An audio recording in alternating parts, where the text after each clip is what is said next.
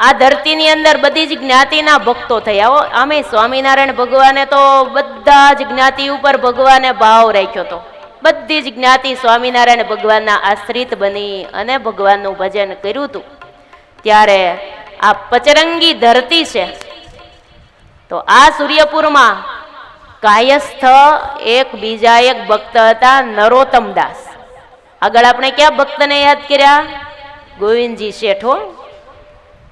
એમાંના નરોત્તમ દાસ પણ મહાન અક્ષર મુક્ત હતા. કાયસ્થ જ્ઞાતિ બ્રાહ્મણ સંતોના વિચરણથી મોટા મોટા મણિધરો પણ સ્વામિનારાયણ ભગવાનના આશ્રિતો બનવા માંડ્યા છે.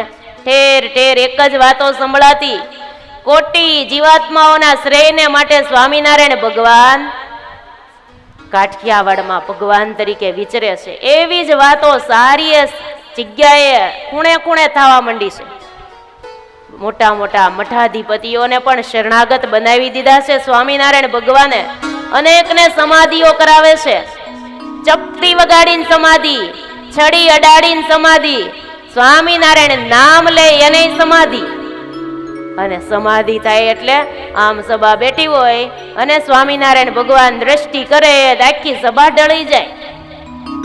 આવું સમાધિ તો સ્વામિનારાયણ ભગવાને પોતે ઐશ્વર્ય પોતાનું સર્વોપરીપણું પ્રગટ કર્યું અને માયામાંથી મુક્ત કરી ભગવાનને શરણે અનેક જીવો થવા લાગ્યા છે. આ વાત શેરીએ શેરીએ, ગામડે ગામડે, શહેરે શહેરે વાયુ વેગે વાત પ્રસરી ગઈ છે કે કળિયુગની અંદર કાઠિયાવાડની અંદર સ્વામિનારાયણ ભગવાન બોલતા ચાલતા ભગવાન બિરાજે છે. હાલો હાલો એના દર્શન કરવા જઈએ. કોઈ તો એમ કે હાલો આપણે ખાલી જોવા તો જઈએ, માનવા પૂજવા પછીની વાત, જોઈ તો લઈએ ભગવાન કેવા હોય. એમ પણ ટોળે ને ટોળા જાય હો ગઢડા. આ રીતે માયામાંથી મુક્ત કરે છે, અનેકને ભગવાન પોતાના ધામમાં લઈ જાય છે. સ્વામિનારાયણ ભગવાનને આ પૃથ્વી ઉપર આવવાનું થયું હજી તો 200 વર્ષ જ થયા છે. મહારાજ અંતર ધ્યાન થયા, પગલાય ભૂસાણા નથી. ત્યાં આપણે આવવાનું થયું આ પૃથ્વી ઉપર. ત્યાં ભગવાને આપણને આ મનુષ્યનો જન્મ આપી દીધો એટલે આપણે પણ નાકામેળ નથી થઈ ગયો? એવું નથી લાગતું? નાકામેળ જ થયો છે ને. જો 1000 વર્ષ પછી મહારાજે આ પૃથ્વી ઉપર જન્મ આપ્યો હોત, પૃથ્વી તો એની હોત, પણ આવું બધું મળવું દુર્લભ હોત. ભગવાનના ઓરિજિનલ મંદિરો, પ્રસાદીના સ્થાનો, ઓરિજિનલ દરબારગઢ દાદા ખચરનો, આ બધું આપણને દર્શન થાય છે ને એ પછી હોત. આ 200 વર્ષ થયા ત્યાં ભગવાને આપણને આ સત્સંગમાં લઈ લીધા ને એ જ મહારાજની મોટી કૃપા. આપણને પણ એવી ભગવાનની કૃપા દ્રષ્ટિ આપણી ઉપર પડી ગઈ છે એટલે આપણે તો અહો ભાગ અહો અહો જ અંતરમાં રાખવું. મને કોણ મળ્યું, મને કોણ મળ્યું છે? હું સ્વામિનારાયણ ભગવાનની છું. જેવું તેવું મને કોઈ બીજું નથી મળ્યું. મને કોણ મળ્યું છે? મારા આત્માના આધાર કોણ છે? એટલો કેપ મુક્તાનંદ સ્વામીએ બળ આપ્યું છે કીર્તનમાં. અનાથ અભાગી રે બાઈ જો અમે નથી રે, અમે છીએ સભાગિયા સાહુકાર રે. દિન ટાળીને રે કીધા અમને હે રાજવીર રે. દિન ટાળી કીધા છે જો દાતાર રે. સહજાનંદ સિંધુ રે આજ મારે ઉલટા રે. સહજાનંદ સિંધુ ઉલટા, દરિયો ઉમટ્યો છે. આમ સ્વામિનારાયણ ભગવાન રૂપી દરિયો ઉમટ્યો છે. એટલે આપણે અનાથ નથી, અભાગી નથી, આપણે તો સભાગિયા શાહુકાર છીએ, અંતરથી અમીર છીએ, ભલે બહારથી ગરીબ હોઈએ. આજ મારું ભાગ્ય અલૌકિક સજની, દિવ્ય સત્સંગમાં અમે આવ્યા રે. આપણા ભાગ્યના આપણે અંતરથી વખાણ કયા કરીએ. ત્યારે આ બધા ભક્તો ભગવાનનું શરણું સ્વીકારે છે. નરોત્તમ દાસ ભાલચંદ્ર શેઠની દુકાને ગયા છે. ત્યારે પૂછ્યું છે, હે શેઠ, આ તિલક કોનું કર્યું છે તમે? ત્યારે કીધું સ્વામિનારાયણ ભગવાનનું તિલક છે. બધી વાત કરી. પછી સંતો પાસે લઈ ગયા એને પણ વર્તમાન ધારણ કરીને સત્સંગી કર્યા. વડતાલ મહારાજને માટે પછી તો બધી જગ્યાએ જ્યાં જ્યાં મહારાજ આવે ને ત્યાં સેવા લઈ જતા. નરોત્તમદાસ બહુ ભક્ત થઈ ગયા સારા. એકવાર વડતાલ ગયા, રૂપાની ચાંખડીઓ કરીને ભેટ તરીકે મહારાજને માટે લઈ ગયા. રૂપાની ચાંખડીઓ ભેટ મહારાજને ઈ જમાનામાં દીધી. લ્યો, ભગવાનના ચરણમાં અર્પણ કરી. મહારાજને કીધું, મહારાજ પગ લાંબો કરો, લ્યો મારે હાથે જ હું ન પહેરાવી દઉં.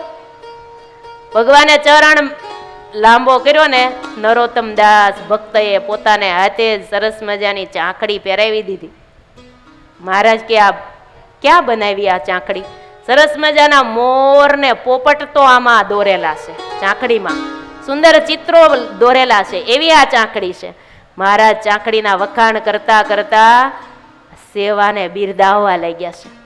જુઓ, મહારાજને કોઈ વસ્તુ પદાર્થમાં હેત હોય એવું ન માનવું હો આપણે.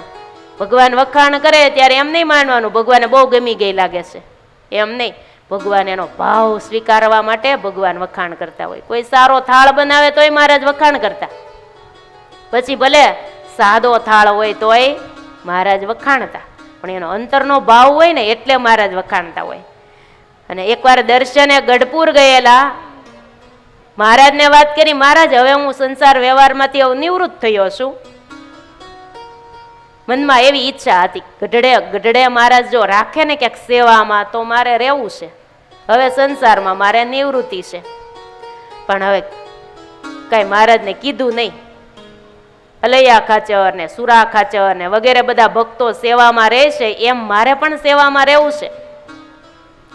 ત્યારે મહારાજે કીધું, નરોત્તમદાસ ભક્ત, વ્યવહારે સુખી તો છો ને?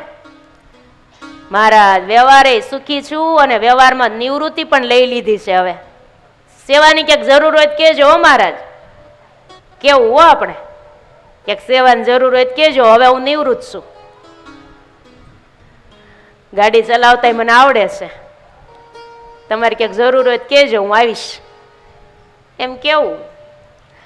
ત્યારે આ ભગતે એમ કીધું, પાછા પાઠશાળા પણ મહારાજ હું કરાવું છું, એટલે એ પણ હમણાં મેં છોડી દીધું છે. મેં બહુ પાઠશાળા બધાને ભણાવવાની બધું હું કરાવતો હતો, પણ હવે બધું છોડી દીધું છે. એવી ક્યાંક જરૂર હોય તો કહેજો. હા, ભજન જ કરું છું. હવે સંતો આવે ત્યારે સંતોની સેવા કરું, બાકી ભજનમાં જ વિશેષ સમય પસાર કરું છું. ત્યારે મહારાજે કીધું, તમે પાઠશાળા ચલાવતા હતા તો અમારા દાદાને ગણિત ભણાવો ને, દાદા ખાચરને નામું અને રાજનીતિના પાઠો દાદા ખાચરને શીખવાડો. ત્યારે કીધું, ભાવતું તું વૈદ્ય બતાવ્યું એમ કહેવાય ને. ઈચ્છા તો હતી જ રહેવાની ગઢડા. અને મહારાજે કીધું, બીજે દિવસે દાદા ખાચરને પાઠ ભણાવવા બેસાડી દીધા. સ્વયં નરનો અવતાર કહેવાય, જે સ્વયં અક્ષરધામના અનાદિ મુક્ત કહેવાય, એવા દાદા ખાચરને ભણાવવાનો લાભ કોને મળ્યો? સુરતના નરોત્તમદાસ ભક્તને. કેવી એની મોટી સેવા મળી ગઈ એને. દાદા ખાચરને ભણાવવા માંડ્યા ને 1-2 દિવસ થયા ને મહારાજે પૂછ્યું, નરોત્તમદાસ દાદા ખાચર બરાબર ભણે છે ને? ત્યારે કીધું, મહારાજ, દાદા જેવા તો કોઈ હોશિયાર હજી મને મળ્યા નથી. દાદા ખાચર તો બહુ હોશિયાર છે ને એમાંય તમારી કૃપા. પાછી હોશિયારી હોય ને પાછી ભગવાન અને સદગુરુની કૃપા ભળે ને તો સોનામાં સુગંધ ભળે. ત્યારે અનન્ય ભક્તિ કરનારા ભક્ત છે, બહુ સારું શીખે છે. આ રીતે થોડા દિવસ સુધી ભણાવ્યા છે દાદા ખાચરને. એટલે દાદા ખાચર વિદ્યાગુરુ તરીકે નરોત્તમદાસને માનતા. જ્યારે મળે ને ત્યારે વિદ્યાગુરુને પગે લાગવું પડે ને. આપણને જેણે જેણે ભણાવ્યા હોય એ આપણું એના માટે ઋણ કહેવાય ને, એટલે એને પગે લાગતા, તમે મારા વિદ્યાગુરુ છો. પાછા નરોત્તમદાસ થોડા દિવસ રોકાઈને પાછા ગઢડા પધાર્યા હતા. થોડા દિવસ થયા, અંતિમ અવસ્થા આવી. 2 દિવસ અગાઉ મહારાજે દર્શન દઈને કહી દીધું હતું, આ દિવસે અમે તમને ધામમાં તેડવા આવશું, તૈયાર રહેજો. અને મહારાજ આ રીતે નરોત્તમદાસ ભક્તને ધામમાં તેડી ગયા. આવા ઉત્તમ સ્થિતિવાળા ભક્તો